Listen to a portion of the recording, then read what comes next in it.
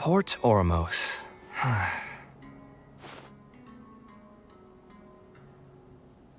No, I didn't design any one specific building.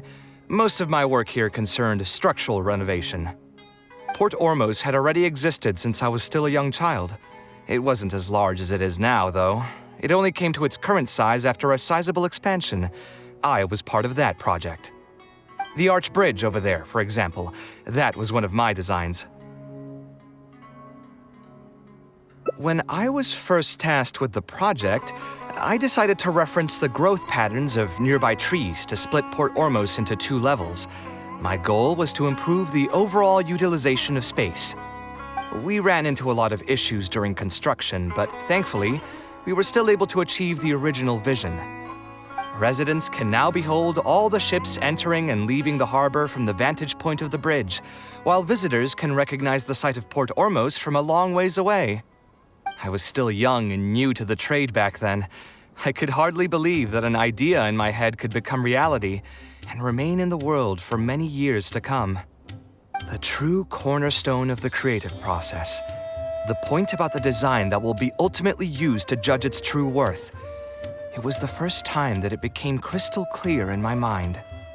Once built, a building will continue to stand. Countless people will see it, and countless more will step inside it. Its final worth, whether it's good or bad, will be assessed by the countless generations of people that interact with the building during their lives. You think so? I'm glad to hear that.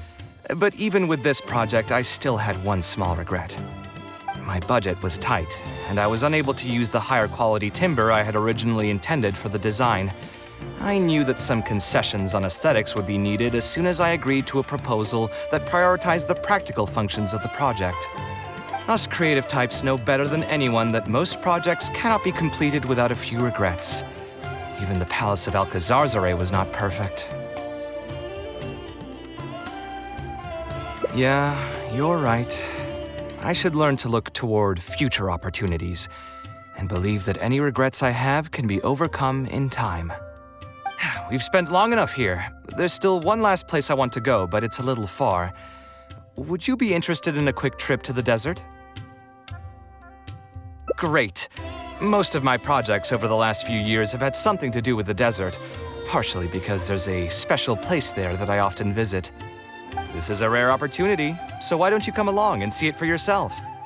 If you ever feel down, maybe you'll be able to go there and feel better too. Who would have thought that so many primal constructs could have congregated here while I was gone? We won't be able to sit and talk peacefully with these guys around. Let's clear the area.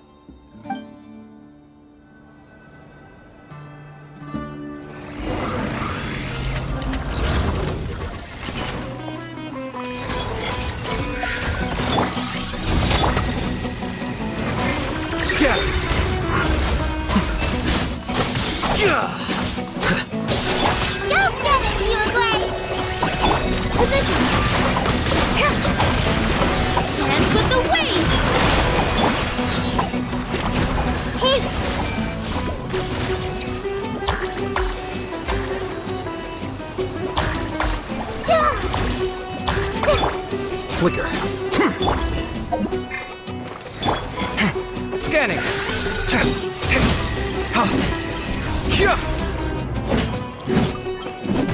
Sight clear. Watch and learn.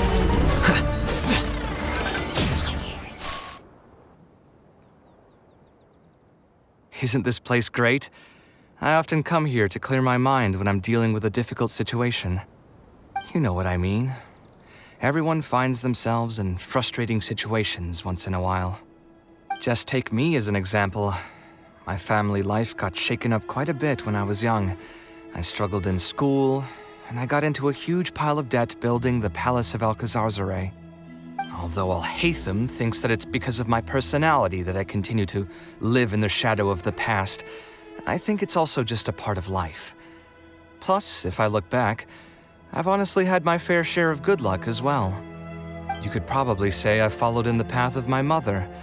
Like her, I've gained a name for myself as an architect, built something that's seen as my magnum opus, and found many projects that others have entrusted to me to finish.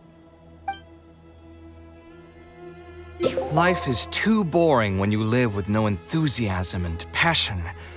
Only those who believe in the inherent meaning of it can capture the small nuances of everyday life and turn them into inspiration for beautiful designs.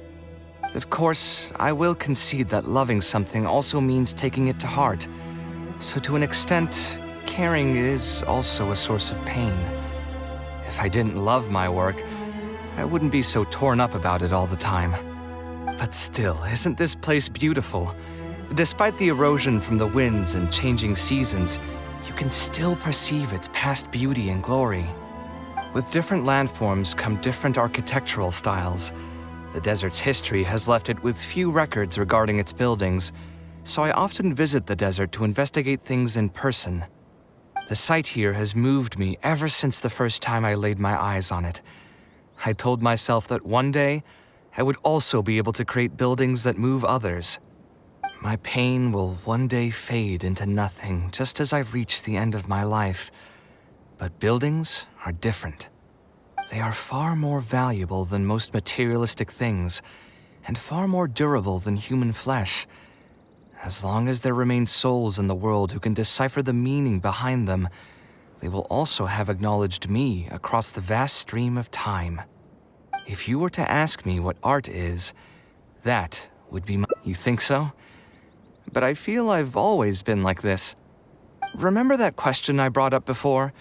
The one about whether I should see art as a divine gift of inspiration from the gods, or as a product of my own existential struggle. I still haven't found an answer to that yet, but if art wasn't inherently paradoxical and enigmatic, then people probably wouldn't be drawn to it. Those who pursue art will be unable to avoid the pain that it naturally brings. Will often be floating on cloud 9 one second and sinking in a mire the next. I'll try gathering my thoughts again once I've found a way to define art in the first place. In any case, thank you so much for listening to everything I had to say.